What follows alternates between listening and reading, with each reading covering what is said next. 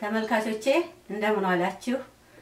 ዛሬ ደግሞ ስለ ዋስ ምጣድ እናንተ በጠየቃችሁ መሰረት ኮሜንት ላይ አይተንና አሰባስበን መልስ ለመስጠት ነው የተዘጋጀ ነው ማለት ነው የተዘጋጀሁት እና ምንድነው እንጀራ ብቻ ከናንተ ጥያቄ በመነሳት እንጀራውን ብቻ ባስተምራቸው ምን ዋጋ አለው ምጣዱን እንደልባ አገኙትም ማለት ነው በሚል በጣም ነው ላስተምራችሁ የፈለኩት አንድ ላይ አሰባስቤ መመለስ ፈልጌያለሁ በዛ ላይ ደግሞ ባለሙያ ነው የሚያስፈልገው እኔ ስለማላቀው ነው እንግዲህ ይቅርታ እስካሁን ስላቆየሁባቸው ማለት ነው እና በዛ መሰረት በእናንተ ኮሜንትና ጥያቄ መሰረት ይሄንን ምጣድ በራሱ ሙያ የሰራውን ባለሙያ ዋስ የሚባለውን አፈላልገን ማለት ነው ልጄ ማፈላልገው በስልክ አግኝተናል በዚህ አጋጣሚ እንግዲህ ለጥያቄው መልስ ስለሰጠኝ አመሰግናለሁ እሱንም ማለት ነው እና እንግዲህ ዋስ የባለቤቱ ስም ነው የምጣዱ ለብቻው የተሰጠው ስም አይደለም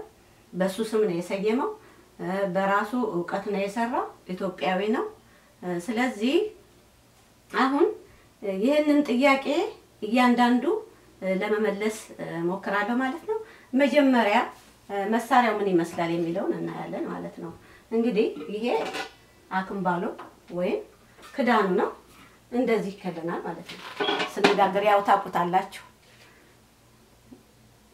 እንደዚህ ከደናዋለን ከዛ በኋላ ይሄን መጭም ምጣዱ ቅርጹ ይሄን ይመስላል ይሄ የኤሌክትሪክ ማስተላለፊያ ገመዱ ነው ይሄኛው ሙቀት መስጫው ነው ይሄውና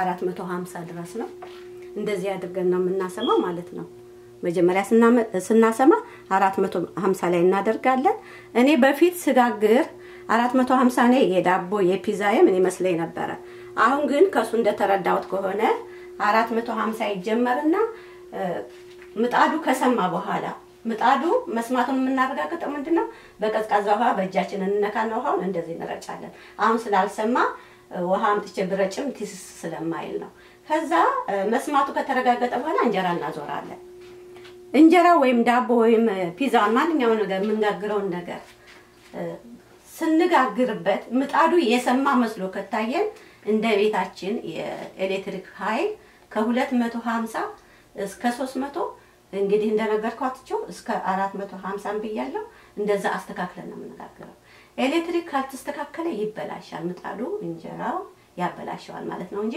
የምጣዱ ችግር እንዳልሆነ ተረድቻለሁኝ እኔ ስለዚህ በ450 ተጀምራላችሁ ማለት ነው አሁን አጠፋዋለሁ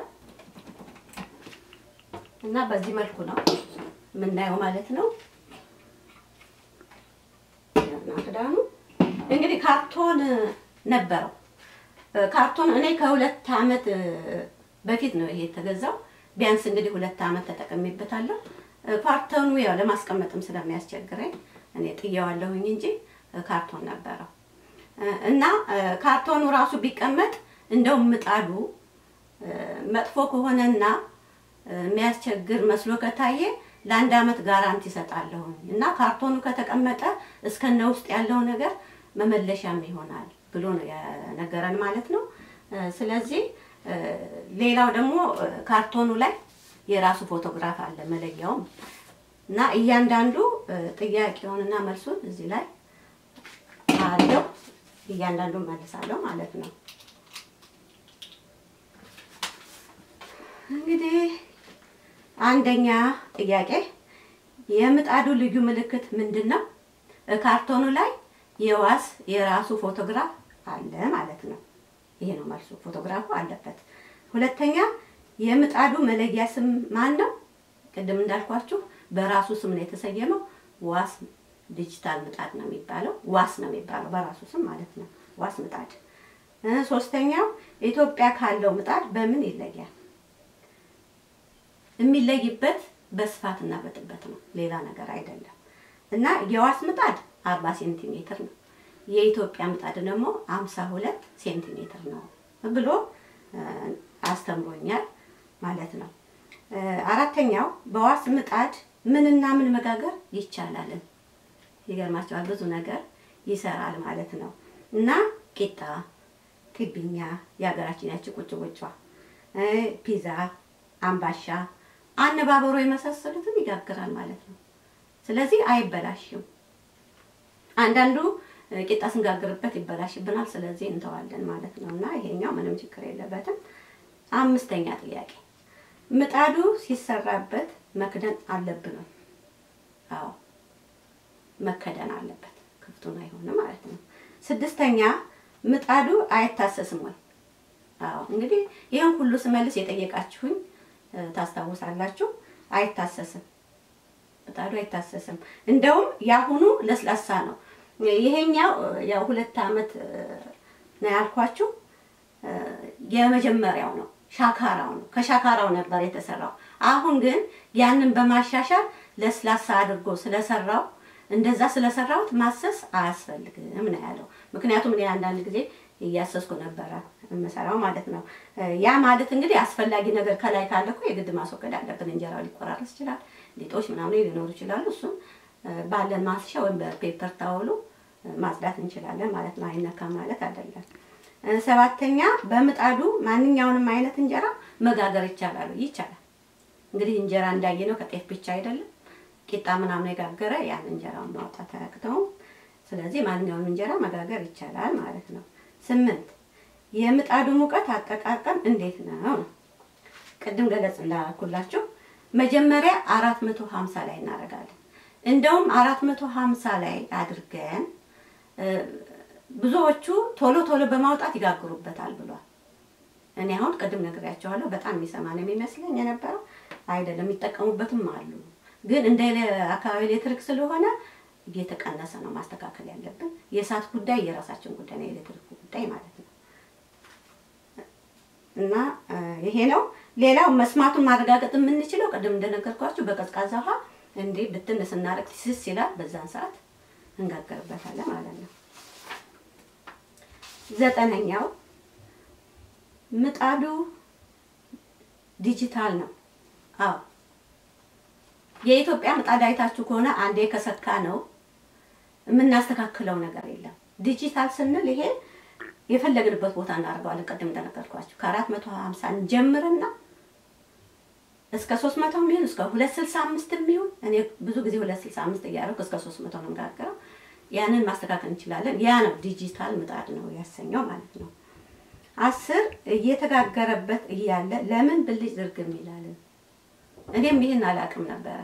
ለምን እንደሚል ሰምቶ ነው ምን ሆኖ ነው ነበር ማለት አይደለም። ለካ ኤሌክትሪክ በጣም ምጣዱ ሲግል የኤሌክትሪክ ፍጆታን ለመቀነስ ነው ለካ ብልጭ ድርግም የሚለው። እና ይገርማችኋል መቼም ትምህርት መጨረሻ የለውም። እኔ አላቅም ነበር ይሄንን። እና እንደዛ ነው። ሌላው 11 ዋስ በስንት አይነት ቮልት የተሰራ ምጣድ አለው ነው? በሁለት አይነት ቮልት ነው የተሰራው። አንዱ በ120 ቮልት ሰርቶታል፣ ሌላውን ደግሞ በ220 ቮልት ተሰርቷል።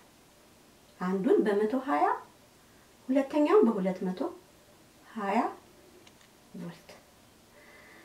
አገልግሎታቸው እንዴት ነው እነዚህ ሁለት ምጣዶች? በ120 ቮልት የተሰሩ ለነማን ናቸው? ለአሜሪካና ለካናዳ። በ120 የተሰራው ለአሜሪካና ለካናዳ ተጠቃሚዎች የሚውል ነው። 220 ቮልት የተሰራው ለመላው ዓለም ያገለግላል።